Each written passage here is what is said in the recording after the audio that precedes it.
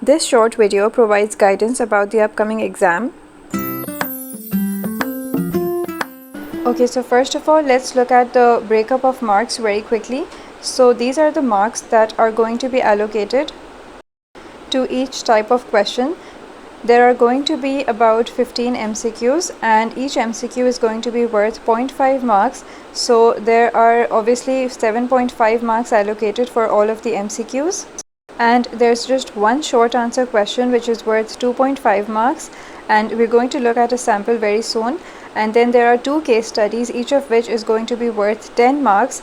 However, remember that one of the case studies is going to be divided into 3 parts so that it's going to be easier for you to score marks.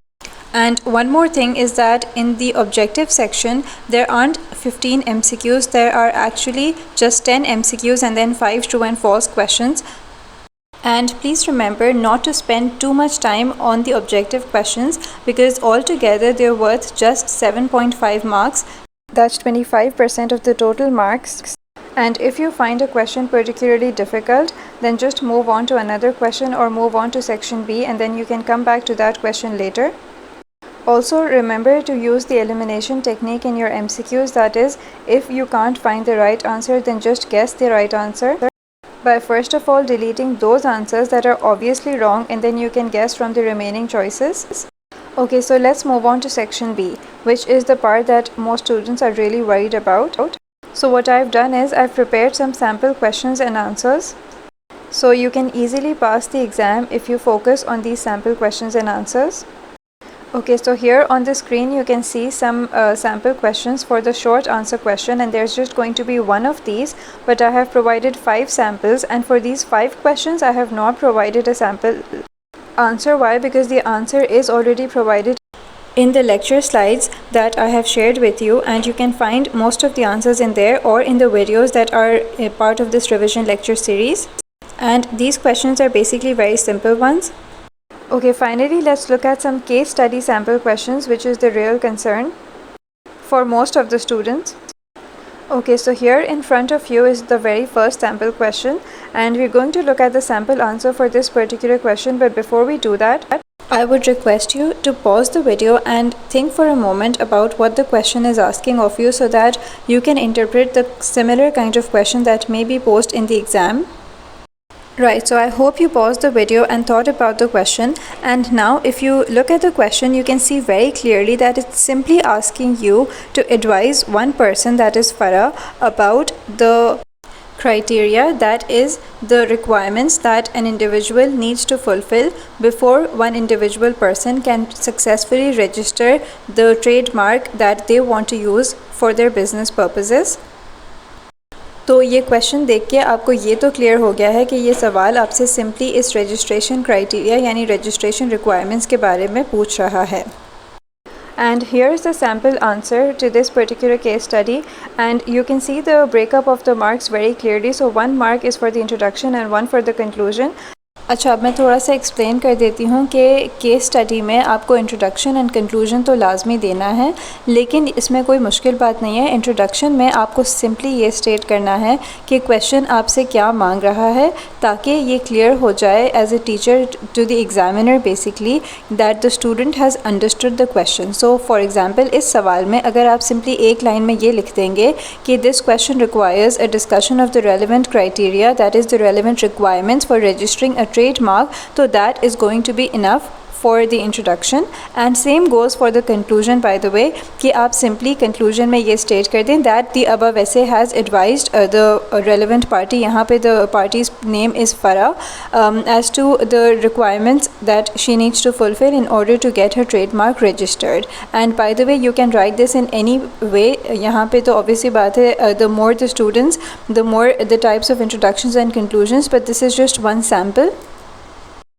And in the introduction, you just have to state your interpretation of the question, that is what the question is asking. So, and it's not just about getting that 1 mark for the introduction, it's also going to save you in case you misinterpret the question and don't understand exactly what it's asking and just start writing something else. But once the teacher gets to see that you have interpreted the question in a different way than was expected, And as long as your interpretation is not totally unreasonable, and as long as it's obvious that you're not just trying to package an answer into what it's not, that is, if for example, so let's say the question is about public companies, however you decide to write an essay on private companies just because you know more about private companies and you can't remember anything about public companies.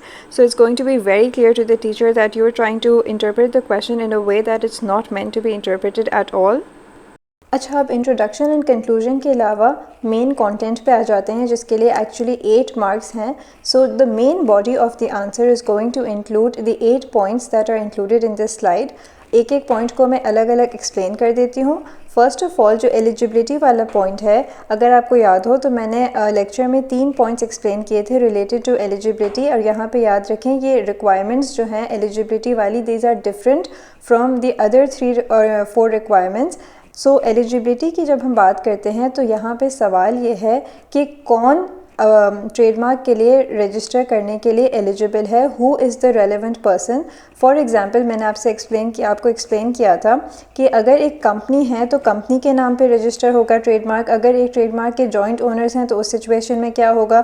तो इस situation में हम clearly देखा है कि Farah is the only individual involved. She is the owner of the trademark. Obviously बाकी question में और डिटेल्स प्रोवाइड नहीं की गई हैं, तो we are going to assume that she is the owner of the trademark. तो as the owner of the trademark she will sign the form. जो भी रेलिवेंट फॉर्म्स होते हैं, प्रोसीजर में अभी हम नहीं जाएंगे, लेकिन she is the owner. So yes, she is definitely eligible as the owner to register for the trademark.